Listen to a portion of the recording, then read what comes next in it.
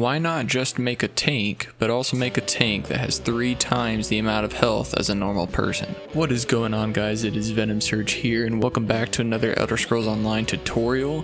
In today's episode, we will be checking out Warrior's Poet.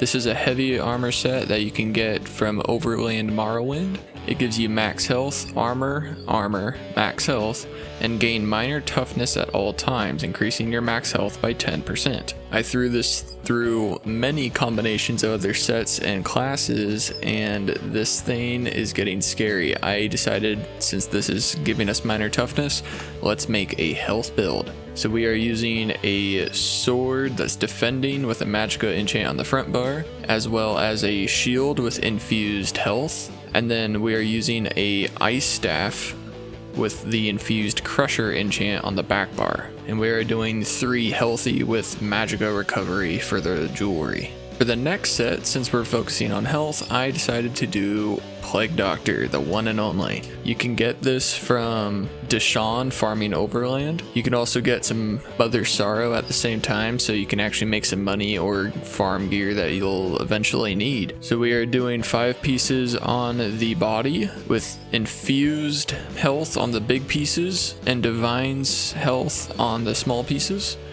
This gives you health, and a bigger chunk of health. Perfect. For our monster set, we are using a 1 piece of Scourge Harvester. This doesn't need to be specifically Scourge Harvester, just any monster set, specifically the shoulders, that gives max health for the 1 piece. This is Divine's and max health enchant. For the helmet, we are actually using Gaze of Sithis, because this gives us over 3k max health, which is a lot more than you can get from a 1 piece of a monster set. This is a mythic from Blackwood, so if you do not have that DLC, you can just swap this out for another 1 piece with a max health for a monster set, or you could actually run a full monster set that does something based off of max health. Scourge Harvester seems like it should be good, but the scale of this doesn't actually go up that much, so when you see how much health we have, like 12k health is not a lot. But Gaze of Sithis gives us 3k health, 1000 health recovery, 4000 armor, but it reduces our block mitigation to 0. So anytime you block, you won't be mitigating the damage, so that does make it a bit of a problem until you see some of our ways of survival. So everything is heavy. Like I said, infused on the legs, chest, and helmet, and everything else divines. So on our front bar, these are our stats. The main thing we're focusing on there is that frickin' 77.6k health. That is unbuffed on our front bar. Now let's buff up real quick. This is our stats now, so we are over cap just by a little bit, so that is good there. We got a decent amount of health recovery and a okay amount of mag recovery. Our health stays about the same. We have 64 attributes into max health, and we are using the Lord Mundus Stone. For our consumables, I am actually using a very cheap and easy food. This is Lil Moth Garlic Hagfish. This is just fish and garlic. That is all you need. But it gives you 6.6k max health. You could do other stuff like the Braised Rabbit. It gives you 5k and then 5k max stam. So there's things that you could mix up with and get some mag recovery, get general all resources, but it doesn't give you as much max health. And when we have some percentages, the more max health we get, we're actually gaining more than 6.6k max health. And for the potions, we are just using the normal tri-stat potions. Now onto the skills. We are a Necromancer, so the first thing we are using is into the Bone Tyrant tree. We are using Necrotic Potency.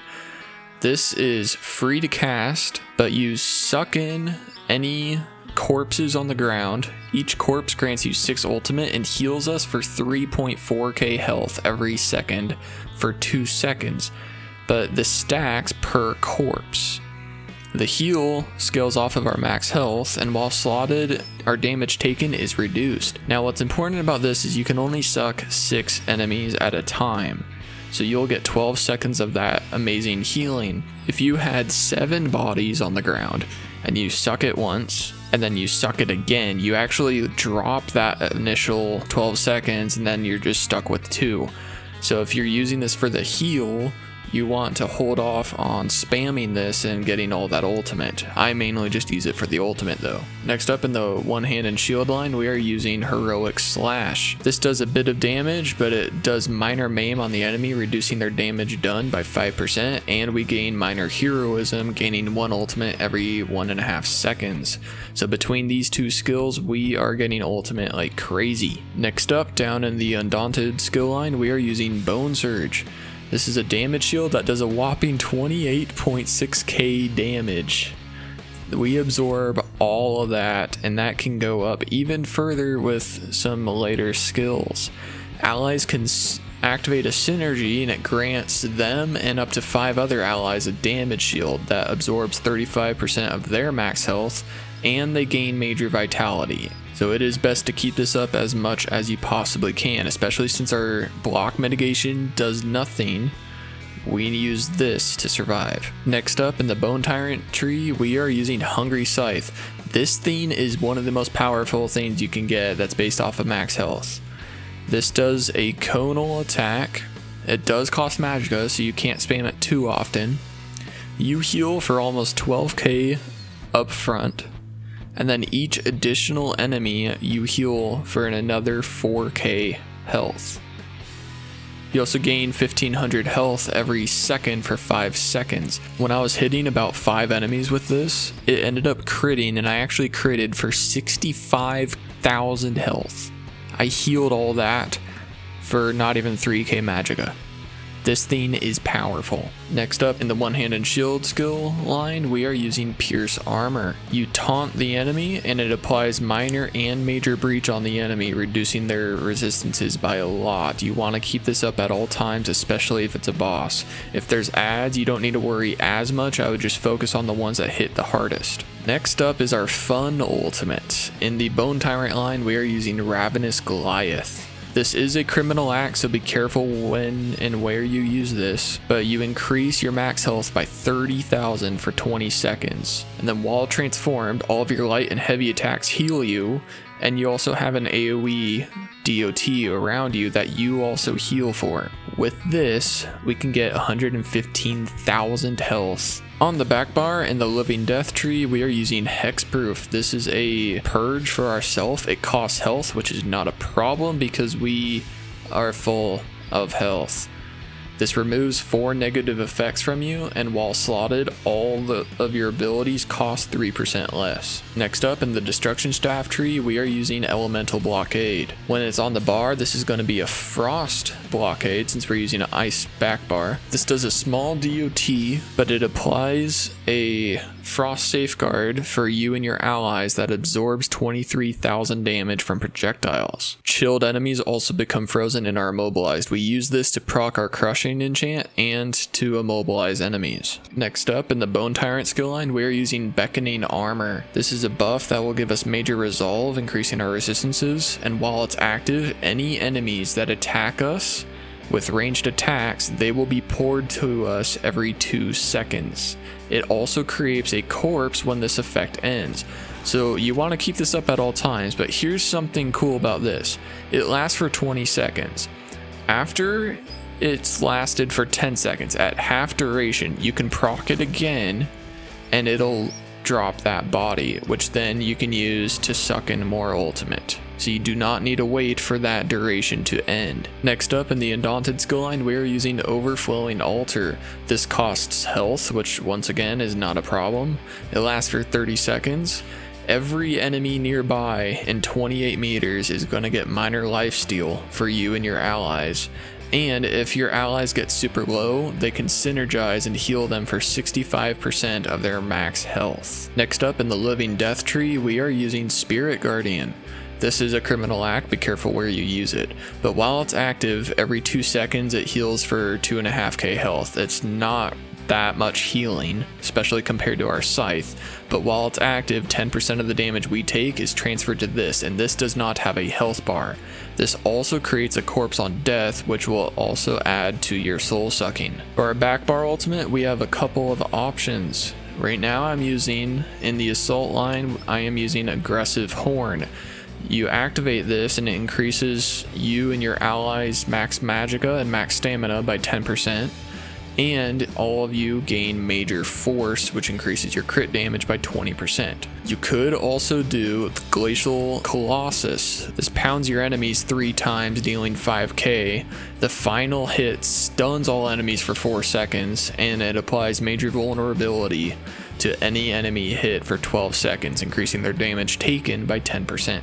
Now, some optional skills that you might consider using is Unnerving Boneyard. This does a AoE major breach, which is quite nice for large groups of enemies. Mystic Siphon has now gotten a change where you can get recovery while siphoning a corpse, so that could be nice if you need the recovery. Agony Totem is great for protecting you and your allies and doing more CCs. Ghostly Embrace is just full of CCs, but it is expensive, so be careful on how often you use this. And Living Death, Mortal Coil is also nice because you restore magicka and stamina while siphoning the corpse. That is not actual recovery, so if you're blocking, it will still give it to you. Renewing Animation is also a optional ulti. This revives your allies at a ranged AoE, and you restore 5k magicka and stamina per ally you attempt to resurrect. They don't even need to accept it, you'll just get it right away. If you want another pull, you can use Silver Leash to pull in the enemies manually if your armor's not doing what you want it to. And if you need a ranged taunt, you could do Inner Beast. That's a stamina based taunt that is ranged, and they will take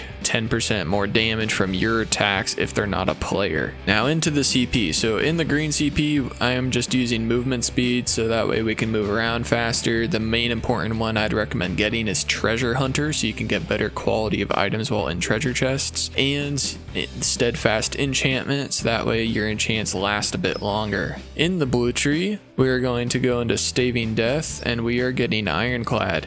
The majority of PvE attacks are direct damage, so this will give you 6% damage reduction to all direct attacks, which is going to be quite nice. And then down here we're going to grab Unassailable, which gives you area effect damage mitigation, Enduring Resolves, which give you DOT mitigation, and Duelist Rebuff, which gives you single target attacks mitigation. All these things are generally found in PvE and are very common, so this just helps clear the board to survive. In the red tree, I am currently using max health because we want more health. I love Slippery, even though it's only for 21 seconds. Having a free break free and it's automatic is just amazing.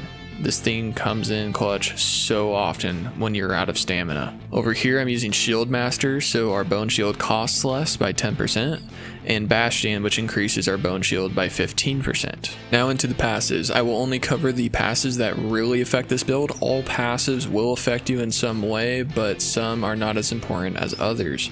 In the Gravelord tree, we are going to get reusable parts. Each time your Spirit Mender dies, the next cost of it is going to be reduced by 50%. This will help your sustain like crazy. In the Bone Tyrant tree, we are going to get all of these passives. This first one gives you resources whenever an enemy dies. There's no cooldown on this and you don't need to kill them. It's just when they die, it's amazing. Disdain Harm gives you mitigation towards DOTs on top of our CP, so it is amazing, but it's only when a Bone Tyrant ability is active, which you should at all times because Beckoning Armor is your buff. This increases your healing received by 2% per Bone Tyrant ability slotted. We currently have 3, so we get 6% increased healing received. Last Gasp just gives us a bunch more health. In Living Death, I'd recommend getting Curative Curse. This gives us 8% healing done while we have a negative effect on you. So it's your choice if you want to cleanse it off or if you want to keep it so you can get better healing. I would also recommend getting corpse consumption. Every 16 seconds you generate an extra 10 ultimates, and then also get undead confederate while your spirit mender is active. All of your recoveries are increased by 200. In the one-handed shield, I'd recommend getting fortress. This reduces the cost of our taunt and our low slash, and it reduces the cost of blocking, which we won't need to be doing that much. Sword and board is actually not as good because our block mitigation is 0, so this does not matter. Deadly bash is nice, it reduces the cost of your bash. Deflect bolts is also useless because we cannot block projectiles and ranged attacks. Battlefield mobility is nice because you get more movement speed while bracing. Here's something to understand. Our block mitigation may be 0, but when the boss still does that heavy attack that you need to block, still block it, because if you don't, they might go through with some other mechanic that you do not want them to do. In the destruction staff, you are going to want to get tri-focused as soon as possible. This allows you to block with the ice staff and use magicka instead of stamina. So if you start running low on stamina, you can do that. If you fully heavy attack with the ice staff, you also gain a 20k shield. Get elemental force. This increases the chance to apply the chilled status effects. That way you can CC your enemies more often. And then ancient knowledge is also important because it reduces the cost of blocking with an ice staff, and the damage amount that you block is not important. In the heavy armor tree, get every single passive. You get more resistances, health recovery, restore stuff when you take damage, gives us 14% more max health, restore more things when you heavy attack, and more healing received. In the Undaunted, get these two. You just get more stuff when you synergize, and you get more max health and resources. We are an Imperial. This gives us 2k more max health,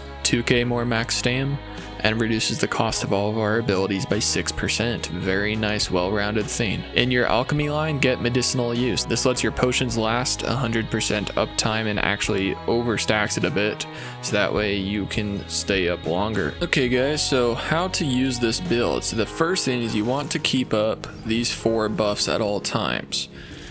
This would count, it lasts for 12 seconds, and you want to make sure your adds are always standing in this. Keep your armor up, keep your altar up so you get the minor leech, and keep your mender up so you get 10% more mitigation. On your front bar, whenever your mender dies or your body armor dies, suck them in.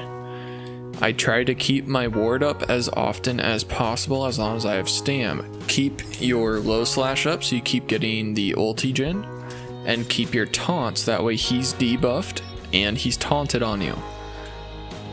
If they break through your shield and start doing tons of damage, you can use your attack, your scythe here to get that, and as you can see we're doing about 13.5k.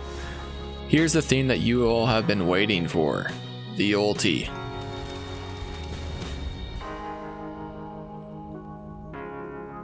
Over 115,000 health.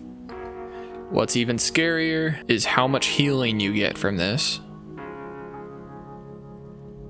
and how much shielding you get from this. Here's the cool thing about the shield. If you pop it right as the ulti ends, it stays as a 40k shield. So right when this hits 1 second, if you pop that shield, it'll stay as 40k. So when you drop back down, you basically just doubled your shield size. You can also be hitting things for crazy numbers now. So we're getting 20k off of one enemy. Now check out this. So it's about to end. Pop my ward.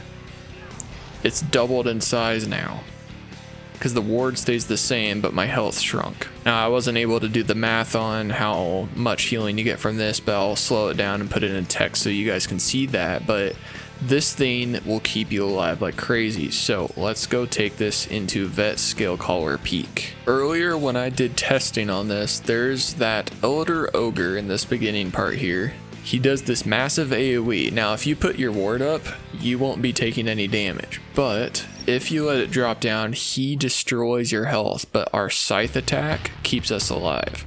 So we're gonna keep our potion up, keep our buffs up, and we're just gonna let them come at us. As you can see, that imp just got pulled in automatically. I didn't need to do that. He just got pulled in automatically. So now everybody's here.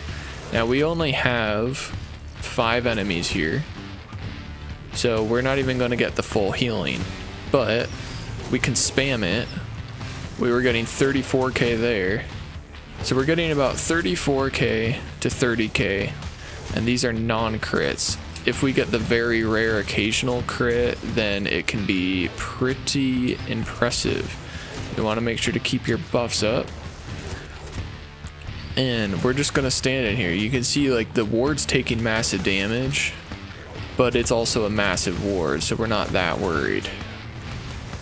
We can cure some of the negative effects, suck in the dead bodies, pop our shield, hit our scythe while we're underneath our shield if we need. Just keep your buffs up.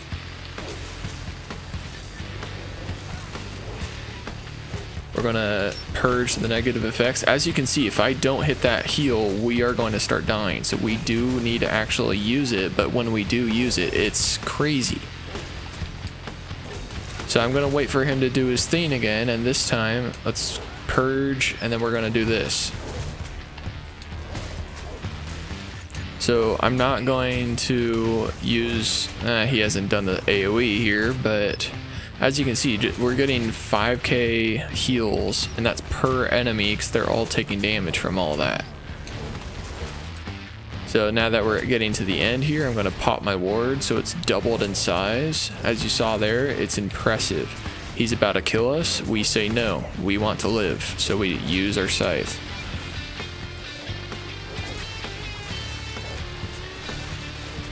The Magicka sustain is a struggle. That is why the Bone Surge skill is important. It doesn't need to be Bone Surge. You can use another skill that's a shield if you want, but it is important to keep that up because your Magicka loves to run out like crazy. As you can see, I mean, we're having no problems here. We can cure any negative effects we need. We're getting ulti like crazy. And here's the thing, I am sucking at killing these. I'm a tank, I'm not really supposed to be killing these, but if you're in a normal dungeon, your DPS should be killing things like crazy. Most of the ultimate I've been getting is from the bodies from my armor and the spirit mender, and then just from the minor heroism and light attacks. So it's very rare when things actually die for me right here, but I mean, we're getting this ultimate proc like crazy. So if you actually had DPS killing things, you'd have no problem. The Necromancer was not the only high health option that you can do. The other options are the Sorc and the Nightblade. Both of them actually have a percentage increase for max health. What's unique about that is since we already have tons of flat rate health that's being increased, adding a percentage onto that means that as we increase, we're getting more than what an original value is going to be saying. This Necromancer stuff, we only have that minor vitality that's increasing our health by a percentage. So as a Nightblade, you don't have the Goliath form, but you do have the Vamp option, which does increase your health by 10k. On the UESP skill calculator, as you see here, this is the same exact setup. We got our Plague Doctor, Warrior Poet, Gaze of Sithis, Scourge. We are an Imperial Lord Mundus Stone, and we are a Nightblade, all health attributes. The Nightblades have a passive in the Shadow skill line, that Dark Vigor, that increases their max health by 3% per Shadow ability slotted. So with this, if you used every single skill, which is very unlikely, but if you did, you can actually get almost 88k max health. Now, I was testing, and I think you actually can get higher than this. So I was looking at the Necro. When I was using the Necro in the skill calculator, it was saying we would only get 70k. I somehow got an additional 7k somewhere. I don't know where that came from. So I feel like you might be able to push over 90k with this. But if you were a vampire and you had the Swarming Scion ulti, increases your health by 10k, because we have this 18% more health and the 10% from minor toughness, we actually get over 100k on the Nightblade. But to me, it was just impressive, even without being a vampire. if you had a normal tank setup, so you still want your taunt and you still want bone surge, as a normal tank setup here, you can still be at 84k at all times, whereas the Necro is stuck at 77.5k. Now the few skills I did choose to keep, the ulti is actually good. You give major protection to all of your allies, it reduces the speed of enemies, and your allies can go invisible and get major healing. Dark Cloak is a massive thing. It's a heal based off of max health, so you get almost 8k health every second and minor protection. And then you're using Mass Hysteria for fear and CCing enemies. And then Dark Shade does an AoE minor maim. So all of these are actually usable as a tank. The other option was the Sorcerer, because they have Expert Summoner, which increases their max health by 8%. So if you were to have a pet on you, such as this Clan Fear, which can heal you for almost 13,000 health, if you had that on both bars, you're at 81, almost 82,000 health. So that's a great option. And in their dark magic, they have blood magic here that heals you every half second for 8k if you hit an enemy with any of these. So it's also a great option. The wardens aren't as great of an option because they already have minor toughness. That's where it's kind of wasted. So guys, I just noticed before we go over the outfit, look at this new DPS record. I think that's probably my best DPS I've ever gotten. I'm sure that's like a new record now, and I'm officially the best DPS in the world. That's pretty exciting. Okay guys, now on to the outfit. For the helmet, we are just hiding the helmet. For the breastplate, we are using the heavy Crimson Oath Cuirass. For the shoulders, we are using heavy Silver Dawn Pauldrons. For the hands, we are using medium New Priest Bracers. For the waist, we're using light Huntsman's Sash. For the legs, we're using heavy Buoyant Armiger Greaves. For the feet, we're using medium Aldemary Boots. For the sword, we are using the Dark Brotherhood Sword.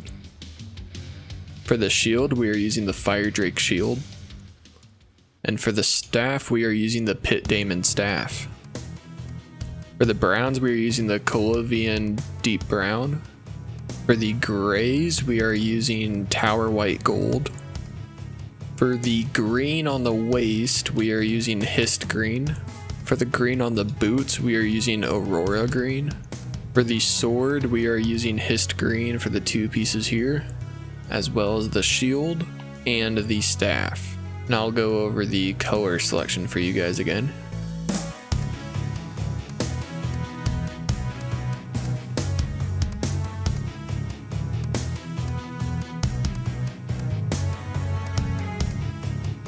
And then for the chest paint, we are using Morag Tong Body Tattoo.